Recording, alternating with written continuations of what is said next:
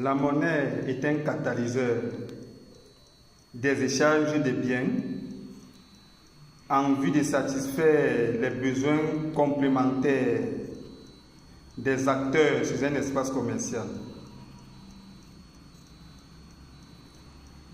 À ce titre, c'est un outil essentiel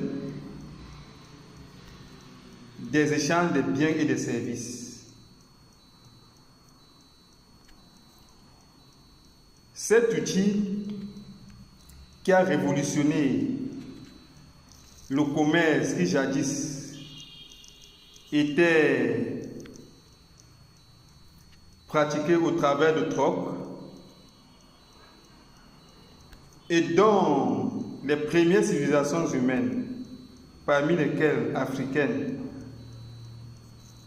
sont à l'origine de l'invention, est un élément essentiel de l'activité commerciale dont l'Afrique subsaharienne en est privée. Cette région de l'Afrique principalement manque de souveraineté exprimée entre autres par le fait que les États qui s'y trouvent n'ont pas de monnaie propre à eux. Il serait donc important pour les États africains de penser non pas seulement à s'approprier cet outil commercial qu'est la monnaie, en se constituant des monnaies nationales, mais aussi, au-delà, à penser une politique monétaire adaptée à leur réalité économique et à proposer à l'échelle internationale la réforme du système monétaire en vue d'une meilleure équité dans les échanges des biens et des services sur le plan international. À ce titre, s'il fallait que je fasse des propositions sur la politique monétaire souhaitable pour les États africains, ce serait un système à double monnaie. Les États africains devraient avoir deux monnaies nationales. Une monnaie nationale locale réservée à l'activité économique nationale et une autre monnaie nationale réservée uniquement aux échanges commerciaux internationaux, autant pour moi.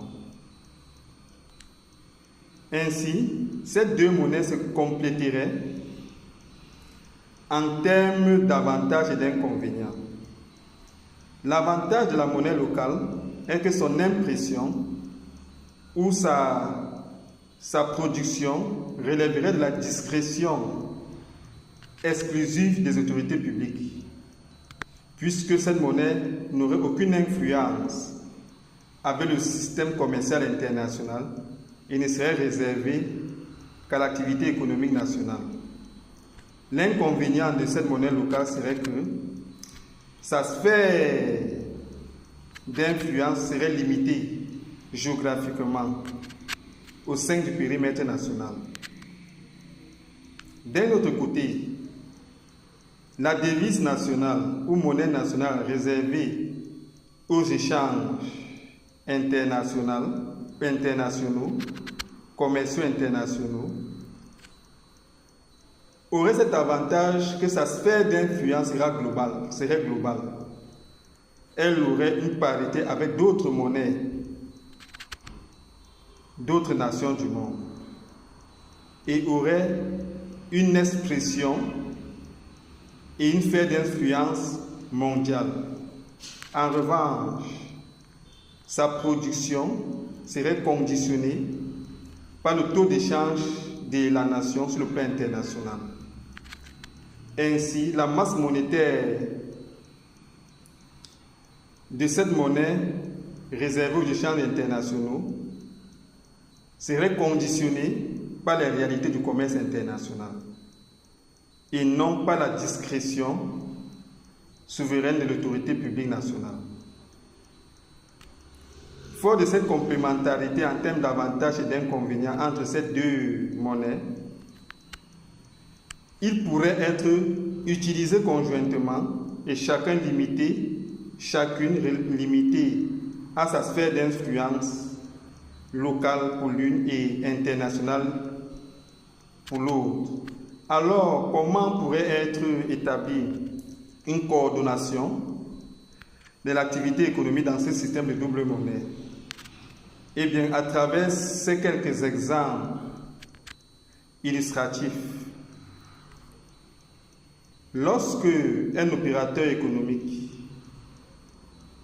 venant de l'extérieur de la nation voudrait par exemple acquérir un bien produit à l'échelle nationale, il viendrait avec sa monnaie, la monnaie de son pays d'origine, la convertirait au sein de la Banque centrale nationale en la devise de la nation où il voudrait effectuer une opération d'achat, aurait ainsi les devises ou la monnaie réservée aux échanges internationaux de la nation où il voudrait effectuer un achat, convertirait cette monnaie-là donc, cette devise de cette nation-là par la suite en la monnaie locale de cette nation-là et effectuerait des achats des biens qui solliciteraient au sein du marché local de cette nation. A l'inverse, lorsqu'un opérateur économique voudrait offrir un bien à l'intérieur d'un État africain pratiquant ce système monétaire et rapatrier sa fortune financière, une fois avoir offert son bien à l'échelle nationale, étant entré en possession d'une recette financière en monnaie locale, il pourrait se rapprocher de la Banque centrale nationale, convertir la monnaie locale en devise ou monnaie réservée aux échanges commerciaux internationaux de la nation au sein duquel il a offert ses biens ou ses services. Ayant converti la monnaie locale en devise de cet État-là, il convertirait par la suite cette devise-là en les devises ou la monnaie réservée aux échanges internationaux de son pays d'origine où il voudrait rapatrier sa fortune. Voilà la schématisation de l'organisation ou de la schématisation de l'activité commerciale dans ce système de double monnaie.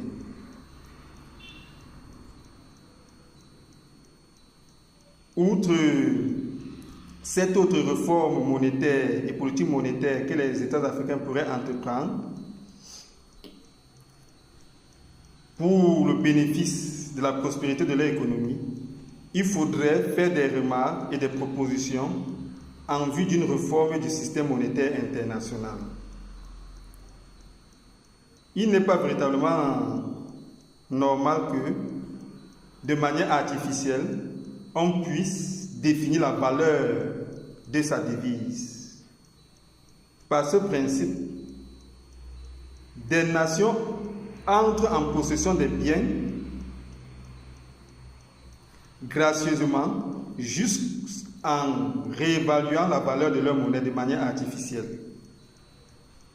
Les devises des nations devraient en principe avoir la même valeur monétaire pour établir une base équitable des échanges commerciaux internationaux. Il faudrait en outre, en vue d'éviter des trucages constatés sur le système monétaire international à travers des prêts limités,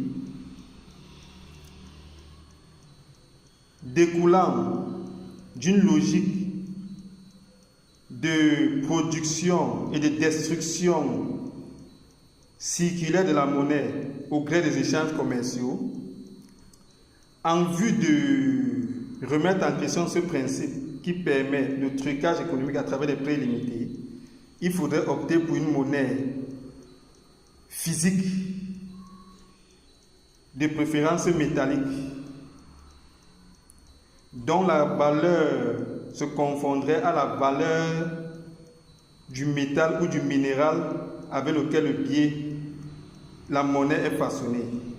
Il faudrait adopter par exemple l'or physique ou les pierres précieuses comme outil monétaire d'échange sur le plan international. Ceci permettrait de limiter les prêts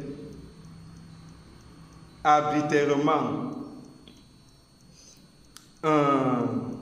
sollicités auprès des banques centrales par des puissances qui entreraient ainsi en possession des moyens financiers sans contrepartie cédée en termes de richesse sur le plan international.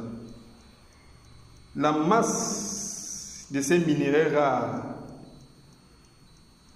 ou la quantité de ces minéraux rares étant limitée, leur masse monétaire serait aussi limitée et limiterait la possibilité de faire des prêts illimités.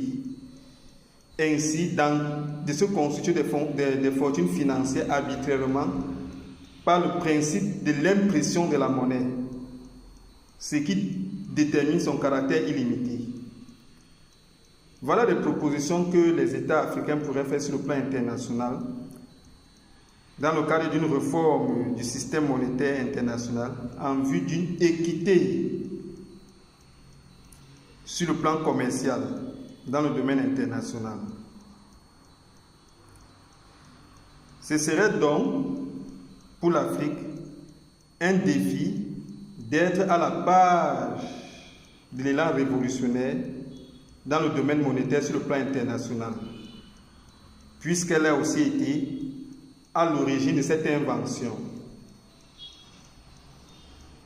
de l'invention de cet outil capital sur le plan commercial qu'est la monnaie. C'est donc quelques propositions que je pourrais apporter quant à la question de la monnaie pour les économies africaines, en vue de la prospérité des États de ce continent.